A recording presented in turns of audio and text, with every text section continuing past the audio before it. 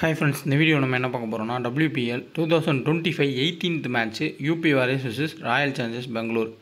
இப்போதைக்கு இருக்க சுச்சுவேஷன் படி பார்க்குறப்போ இந்த மேட்ச்சு ரெண்டு டீமுமே ப்ளே பண்ணுறது ஒன்று தான், ப்ளே பண்ணாத ஒன்று தான், அந்த மாதிரி தான் இருக்கும். பட் ஆர்சிபி ஜெயிச்சாங்கன்னா அவங்களுக்கு கொஞ்சம் சான்ஸ்ன்றது இருக்கலாம். யூபிக்கு எந்த வாய்ப்புமே இல்லை, அவங்க out of the tournament. Gujarat match பார்த்துருப்பீங்க, குஜராத் வின் பண்ணியிருப்பாங்க, அதனால் அவங்களுக்கான வாய்ப்புகள் அதிகமாக இருக்குது. ஆர்சிபிக்கான வாய்ப்புகள் குறைவாக இருக்குது. உமன்ஸ் மேட்ச்சு நம்ம கவர் பண்ண ஸ்டார்டிங்கில் ஒரு மேட்ச் கூட வின் பண்ண முடியல, லீகே மோசமாக இருக்குன்ற மாதிரி நம்ம பேசிகிட்டு இருந்தோம். அதுக்கப்புறமா கொஞ்சம் ஸ்டாப் பண்ணி அப்புறம் ரீஸ்டார்ட் பண்ணக்கப்புறம் நல்லா கிளிக் ஆச்சு, நல்ல வின்னிங்ஸ் தான் கிடைக்கிது. பட் ஒரு பிளேயர் ரெண்டு பிளேயரில் தான் மோஸ்ட் ஆஃப் த லீக்ஸ்ன்றது லாஸ் ஆகிறதுக்கான சான்ஸ் இருக்கும். ஸோ அதனால தான் நான் எப்போயுமே என்ன சொல்லுவேன்னா, நீங்கள் ஆப்பை கரெக்டாக செலக்ட் பண்ணணும், அந்த ஆப்பில் டிஃப்ரெண்ட் டைமிங்கில் கான்டெஸ்ட் ஜாயின் பண்ணணும், வேறு ஆப்போனண்ட் கூட நீங்கள் கான்டெஸ்ட் ஜாயின் பண்ணணும். ஒரே ஆப்போனண்ட் கூட நீங்கள் ஜாயின் பண்ணியிருந்தீங்கன்னா அந்த ஹை ஸ்கோர் போன பிளேயர் எடுத்திருந்தால் நமக்கு எல்லா கான்டெஸ்ட்டுமே லாஸ் ஆகும். ஸ்மால் லீக் ஸ்ட்ராட்டஜியை தெரிஞ்சுக்கிட்டு நீங்கள் ஃபேண்டஸியை ப்ளே பண்ணுறது ரொம்பவுமே கரெக்டாக இருக்கும். புதுசாக வந்தீங்கன்னா போக போக உங்களுக்கே தெரியும். இந்த மேட்ச் 8 மார்ச் 7:30 PM லக்னோவில் நடக்கக்கூடிய கடைசி மேட்ச்சுன்னு நினைக்கிறேன். இங்கே தான் யூபியும் ராயல் சேலஞ்சர்ஸ் பெங்களூரும் மோதுறாங்க. ஆர்சிபிக்கான வாய்ப்புகள் இருக்கும். பட் யூபி அவங்க ஹோம் கிரவுண்டில் ஆடுறதுனால எப்படியாவது ஹோம் கிரவுண்ட் சப்போர்ட்டுக்காண்டி ஏதாவது வின் பண்ணி கொடுப்போம் அப்படின்னு ஆடுறதுக்கான வாய்ப்புகள் இருக்கும். எப்படினாலும் மேட்ச் க்ளோஸாக தான் போகும். எல்லா மேட்சுமே பரபரப்பாக போய் தான் முடியுது, ஒன் சைடாக முடிகிற மாதிரி இல்லை. எதிர்பாராதப்போ ஸ்மால் டீம் பெரிய டீம் அடிக்கிறாங்க.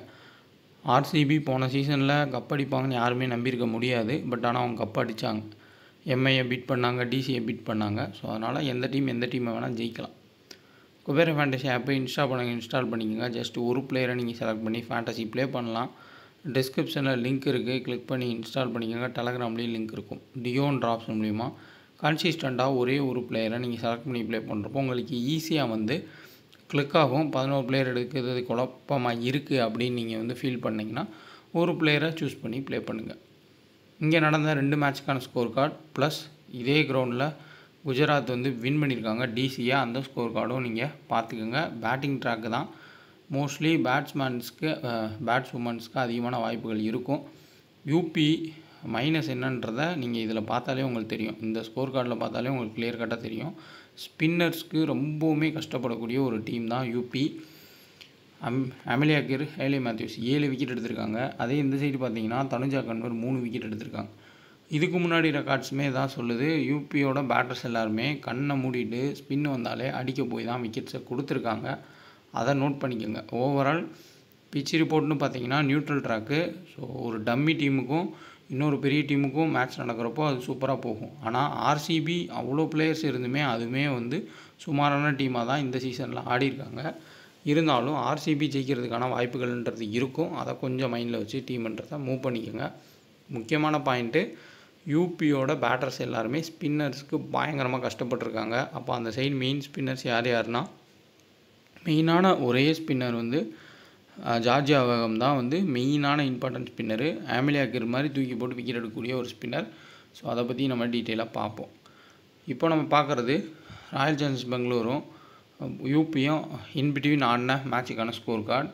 இந்த வருஷத்தில் மட்டும் அவங்க ஸ்பின்னுக்கு அவுட் ஆகக்கூடிய டீம் கிடையாது, போன வருஷத்துலையுமே அதான் நடந்திருக்கு. ஆஷா சோபனா தூக்கி போட்டு 5 விக்கெட் எடுத்திருக்காங்க. அதே தான் அமெலியா கிர் இப்போ பண்ணியிருக்காங்க. இது ரொம்ப முக்கியமான ஒரு பாயிண்ட்டு, மறுபடியும் இதை மென்ஷன் பண்ணுறேன். சேம் இதே யூபி கூட ஸ்னேகா ராணா 3 விக்கெட் எடுத்திருக்காங்க, ரேணுகா சிங் 2 விக்கெட் எடுத்திருக்காங்க. ஸோ இப்போயும் ஸ்னேகா ராணா தான் 3 விக்கெட் எடுத்திருக்காங்க. ஸோ ஸ்பின் டு வின் தான் யூபிக்கு அகேன்ஸ்டாக. ஸோ ஸ்பின்னர்ஸ் யார் இருக்காங்களோ ஆப்போசிட் டீமில் அவங்களுக்கு கேப்டனாக கொடுத்து கிராண்ட் லீக்கில் ட்ரை பண்ணுங்கள். அது எந்த ஸ்பின்னராக வேணால் இருக்கலாம், லோ பர்சன்டேஜ் பிக் ஸ்பின்னராக கூட இருக்கலாம். அவங்கள ஜிஎல்லில் ட்ரை பண்ணுங்கள், கண்டிப்பாக கிளிக் ஆகிறதுக்கான சான்ஸ் இருக்கும். ஓவரால் ஃபுல் அண்ட் ஃபுல் உங்களுக்கு யூபியோட ரெக்கார்டுமே அதான் சொல்லுது. எப்போயுமே அவங்களோட ஸ்டார்ட் எடுத்து பார்த்தா அப்படி தான் பெர்ஃபார்ம் பண்ணியிருக்காங்க. ஸோ இந்த மேட்ச்சில் ஆர்சிபி கூட எப்படியோ ஜெயித்தாங்க. சூப்பர் ஓவர் வரையும் போய் தேவையில்லாமல் ஆர்சிபி தோற்று போனாங்க. எல்லிஸ் பெரி பயங்கரமான ஒரு பெர்ஃபார்மன்ஸ் கொடுத்தாங்க. டேனி வைட்டுமே லக்கை பயன்படுத்தி அடித்தாங்க.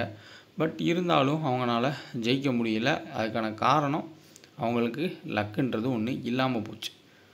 இப்போ நம்ம பிளேயிங் 11 பார்ப்போம். யூபியோட இப்போதைக்கான ஒரு அட்வான்டேஜ்னு பார்க்குறப்போ அவங்களுக்கு ஜார்ஜியாவில் எடுத்துகிட்டு வந்தது தான்.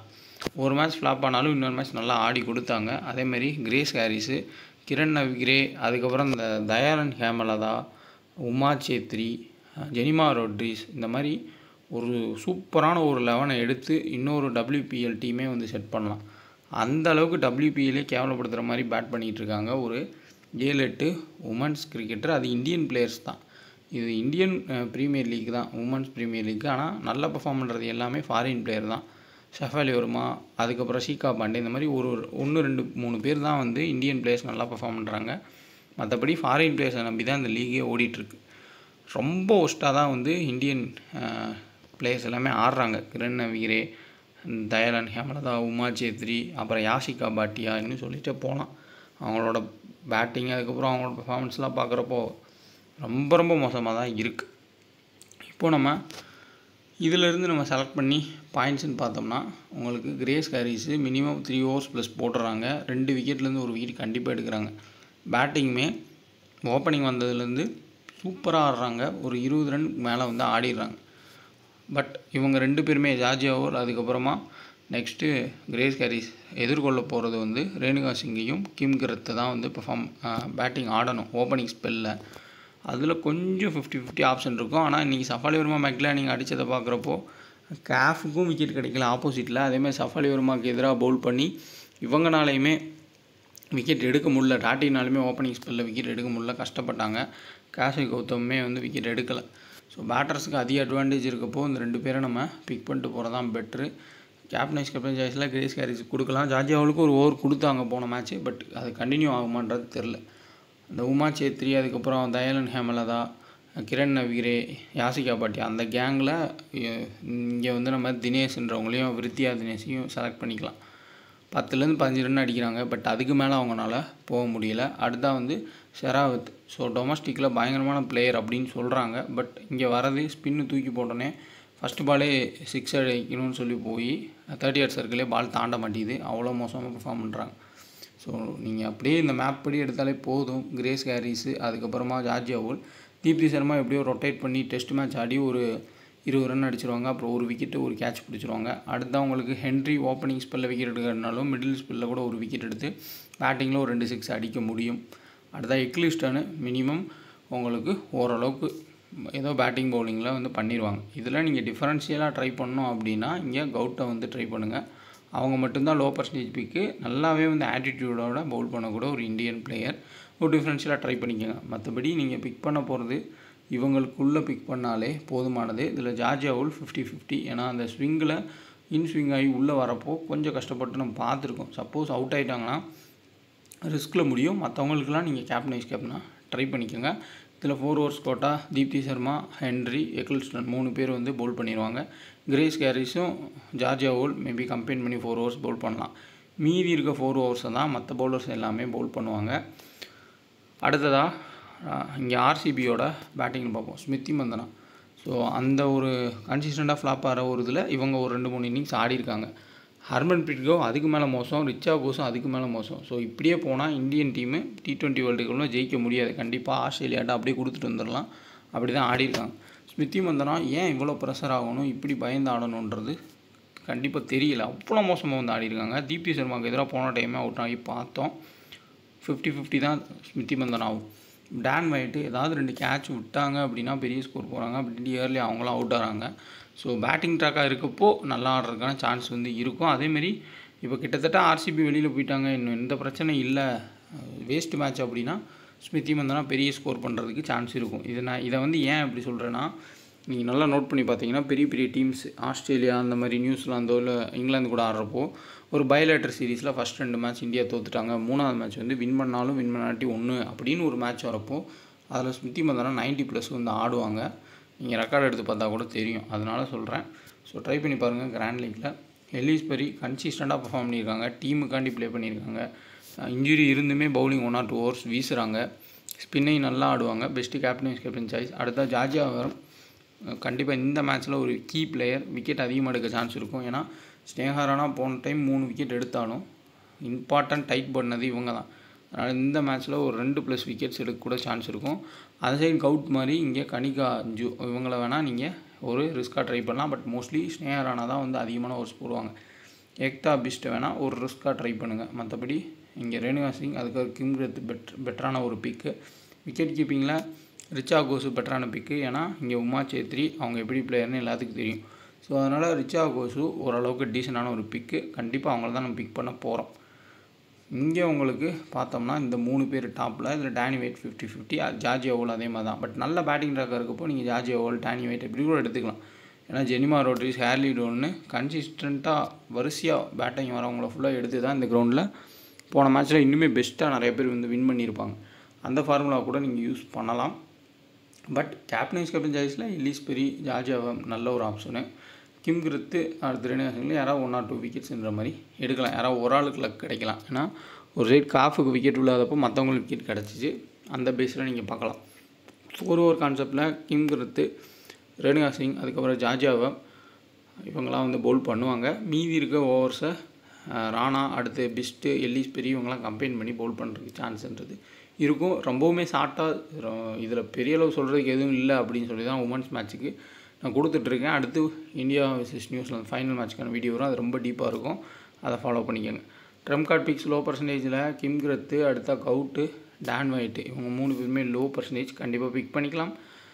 கேப்டன் சாய்ஸில் கிரேஸ் கேரிஸ் சூப்பரான ஒரு ஆப்ஷன். ஸ்மால் லீக்கு எல்லிஸ் பெரி பவுலிங்கும் போடுவாங்க. அதேமாதிரி ஸ்பின் டீசெண்டாக ஆடுவாங்க. தீப்தி சர்மா, எக்லிஸ்டோன் இவங்கெல்லாம் வந்து பெட்ரு. ஜார்ஜ் வேணும் அப்படின்னா நீங்கள் எல்லிஸ் பெரி, ஜார்ஜ் கூட கேப்டன் ரிஸ்க் எடுக்கிறவங்க ட்ரை பண்ணிக்கோங்க. கிராண்ட் லீக்கில் டான் வைட்டும் ஸ்மிருதி மந்தனாவையும் நம்ம ட்ரை பண்ணலாம் கேப்டன் சாய்ஸாக. ஸ்டாட்டும் பார்த்துக்கோங்க. கிரேஸ் கேரிஸோட ஸ்டாட் 24, பட் விக்கெட்ஸும் எடுக்கிறாங்க. ஜார்ஜ் வென்யூவில் ஒரு மேட்ச் நல்லா ஆடிருக்காங்க, ஒரு மேட்ச் டக்கு. கிரண் நவீரோட ஸ்டாட்டு ஹெட் விக்கெட்டில் 16 ரன் தான் மொத்தமே. Deepti Sharma 8 wicket, Ecclestone 7 wicket. அடுத்ததாக வந்து உங்களுக்கு ஸ்மிருதி மந்தனாவோட ஸ்டாட் பார்ப்போம். மொத்தமே 20 ரன் தான் அவங்களோட ஆவரேஜ். கிராண்ட் லீக் மட்டும் கேப்டன் ட்ரை பண்ணுங்கள். டான் வைட் ஒரு மேட்ச் ஆடி 57. எல்லிஸ் பெரியோட ஸ்டார்ட் பார்த்தீங்கன்னா தெரியும், 54 ரன் ஆவரேஜ் வச்சுருக்காங்க. ரிச்சா கோஸு 41. சேசிங் வந்தால் நீங்கள் ஒரு ரிஸ்க்காக கேப்டன் கூட ட்ரை பண்ணுங்கள். கிம் கிரத்து ஹெட் விக்கெட்டில் 3 மேட்ச்சில் 9 விக்கெட் எடுத்திருக்காங்க, மிகப்பெரிய ஒரு ரெக்கார்டு. அடுத்ததாக ரேணுகா சிங்கு 2 விக்கெட். ஸோ கிம் கிரத்தோட ஸ்டாட்டு கரெக்டாக தப்பான்றதை கொஞ்சம் பார்த்துக்கோங்க. ஸோ ஓவரால் கேப்டன் சாய்ஸ் இவங்க தான். ஸ்மால் லீக்கில், கிராண்ட் லீக்கில் ட்ரம் கார்ட் பிக்ஸ் இவங்க தான். ஸோ நம்ம கொடுக்குற ட்ரம் கார்ட் பிக்ஸ் மென்ஸ் மேட்ச்சில் பர்ஃபெக்டாக ஒர்க் ஆகும். உமன்ஸ் மேட்ச்சில் லக்குன்றது வேணும். அதேமாதிரி ஒரு பிளேயர் வேணால் கிளிக் ஆகலாம், மற்ற 2 பிளேயர் இன்னுமே நம்ம கஷ்டப்பட்டு கண்டுபிடிக்கிற மாதிரி தான் இருக்கும். ஸோ இதுக்கடுத்து உங்களுக்கு India New Zealand final ICC champions trophy full டீப்பாக வரும், ஃபுல் ஸ்டாட் அனலைஸோட. இந்த உமன்ஸ் மேட்ச்சுக்கு இதுவே போதும். இப்படி இந்தியன் பிளேயர்ஸ் வந்து பெர்ஃபார்ம் பண்ணுறதுக்கு கிளியராக நம்ம மனப்பாடம் பண்ணி வச்ச மாதிரி தான் வந்து ஒவ்வொரு மேட்சுமே போகுது. ஆனால் அதுலேயும் நம்மளால் ஏன் கிராண்ட் லீக் வின் பண்ண முடியலை, ஃபஸ்ட்டு ப்ரைஸ் வர முடியலன்ற குழப்பம் நிறைய பேர்த்துக்கு இருக்கும். அது நமக்கு லக் இல்லை, அவ்வளோதான் நம்ம சொல்ல முடியும். நம்ம டெலகிராமில் ஜாயின் பண்ணணும்னு நினைக்கிறவங்க ஒரிஜினல் என்னன்னு செக் பண்ணி ஜாயின் பண்ணுங்க. இதுதான் கரெக்டான அட்ரஸ். இதேமாதிரி நிறையா ஃபேக் சேனல்ஸ் நீங்கள் செர்ச் பண்ணுறப்போ டெலகிராமில் வரும். அதேமாதிரி டெலகிராமில் இந்த சேனலில் ஜாயின் பண்ணுங்கள், அந்த சேனலில் ஜாயின் பண்ணுங்கிற மாதிரி கீழே ஒரு ஆட் மாதிரி வரும். நம்ம போஸ்ட் போட்டால் அதை வந்து யாரும் கிளிக் பண்ணாதீங்க. அது டெலகிராமாக கொடுக்குறது தான், நம்ம கொடுக்குறது இல்லை. உள்ளே வந்தாலே நான் ஃபுல் அண்ட் ஃபுல் கன்சிஸ்டண்ட்டாக வின்னிங்ஸ் கொடுத்துருப்பேன். அதேமாதிரி லாஸ்ட்னு சொல்லியிருப்பேன். ஸோ இந்த ஆப்லாம் வந்து இன்ஸ்டால் பண்ணி வச்சுக்கோங்க, கண்டிப்பாக உங்களுக்கு யூஸ்ஃபுல்லாக இருக்கும். அது முக்கியமாக ஃபேப்லோனை இன்ஸ்டால் பண்ணிக்கோங்க, ஈஸியாக வின்னிங் கிடைக்கும். ஓரளவுக்கு சுமாரான டீம் நீங்கள் செட் பண்ணால் கூட நல்ல வின்னிங் கிடைக்கும். அதேமாரி குபேரா ஃபேண்டசி ஆப்பில் வின்னிங்ஸுமே நான் அப்டேட் பண்ணியிருப்பேன். ஜஸ்ட்டு ஒரே ஒரு பிளேயரை நீங்கள் செலக்ட் பண்ணி ப்ளே பண்ணாலே போதும், இந்த மாதிரி வின்னிங்ஸை நீங்கள் பார்க்கலாம். லிங்க்கும் இருக்கும். ஒரு பிளேயரை வச்சு ப்ளே பண்ணுறது தான் வந்து குபேரா ஃபேண்டசி. அதுக்கான லிங்க்குமே டெலகிராமில் இருக்கும். ஸோ கரெக்டான டெலகிராமை மட்டும் ஜாயின் பண்ணிக்கோங்க. ஒன்லி ஃப்ரீ டீம்ஸ் தான் நம்ம கொடுத்துட்டு இருக்கோம். மறுபடியும் அதை வந்து நான் தெளிவாக சொல்லிடுறேன். ஃபேக்கான சேனல்ஸில் எதுவும் நம்ம நேமில் இருக்கிறதுல ஜாயின் பண்ணிடாதீங்க. அதே மாதிரி யாராவது நம்ம நேமை யூஸ் பண்ணி அமௌண்ட்டு கேட்டால் கொடுக்காதீங்க. ஒன்லி நம்ம ஃப்ரீ டீம்ஸ். நம்ம டெலகிராமில் ஜாயின் பண்ணணும்னு நினைக்கிறவங்க ஒரிஜினல் என்னன்னு செக் பண்ணி ஜாயின் பண்ணுங்க. இதுதான் கரெக்டான அட்ரஸ். இதேமாதிரி நிறையா ஃபேக் சேனல்ஸ் நீங்கள் செர்ச் பண்ணுறப்போ டெலகிராமில் வரும். அதேமாதிரி டெலகிராமில் இந்த சேனலில் ஜாயின் பண்ணுங்கள், அந்த சேனலில் ஜாயின் பண்ணுங்கிற மாதிரி கீழே ஒரு ஆட் மாதிரி வரும். நம்ம போஸ்ட் போட்டால் அதை வந்து யாரும் கிளிக் பண்ணாதீங்க. அது டெலகிராமாக கொடுக்குறது தான், நம்ம கொடுக்குறது இல்லை. உள்ளே வந்தாலே நான் ஃபுல் அண்ட் ஃபுல் கன்சிஸ்டண்ட்டாக வின்னிங்ஸ் கொடுத்துருப்பேன். அதேமாதிரி லாஸ்ட்னு சொல்லியிருப்பேன். ஸோ இந்த ஆப்லாம் வந்து இன்ஸ்டால் பண்ணி வச்சுக்கோங்க, கண்டிப்பாக உங்களுக்கு யூஸ்ஃபுல்லாக இருக்கும். அது முக்கியமாக ஃபேப்லோனை இன்ஸ்டால் பண்ணிக்கோங்க, ஈஸியாக வின்னிங் கிடைக்கும். ஓரளவுக்கு சுமாரான டீம் நீங்கள் செட் பண்ணால் கூட நல்ல வின்னிங் கிடைக்கும். அதேமாரி குபேரா ஃபேண்டசி ஆப்பில் வின்னிங்ஸுமே நான் அப்டேட் பண்ணியிருப்பேன். ஜஸ்ட்டு ஒரே ஒரு பிளேயரை நீங்கள் செலக்ட் பண்ணி ப்ளே பண்ணாலே போதும், இந்த மாதிரி வின்னிங்ஸை நீங்கள் பார்க்கலாம். லிங்க்கும் இருக்கும். ஒரு பிளேயரை வச்சு ப்ளே பண்ணுறது தான் வந்து குபேரா ஃபேண்டசி. அதுக்கான லிங்க்குமே டெலகிராமில் இருக்கும். ஸோ கரெக்டான டெலகிராமை மட்டும் ஜாயின் பண்ணிக்கோங்க. ஒன்லி ஃப்ரீ டீம்ஸ் தான் நம்ம கொடுத்துட்டு இருக்கோம். மறுபடியும் அதை வந்து நான் தெளிவாக சொல்லிடுறேன். ஃபேக்கான சேனல்ஸில் எதுவும் நம்ம நேமில் இருக்கிறதுல ஜாயின் பண்ணிடாதீங்க. அதே மாதிரி யாராவது நம்ம நேமை யூஸ் பண்ணி அமௌண்ட்டு கேட்டால் கொடுக்காதீங்க. ஒன்லி நம்ம ஃப்ரீ டீம்ஸ்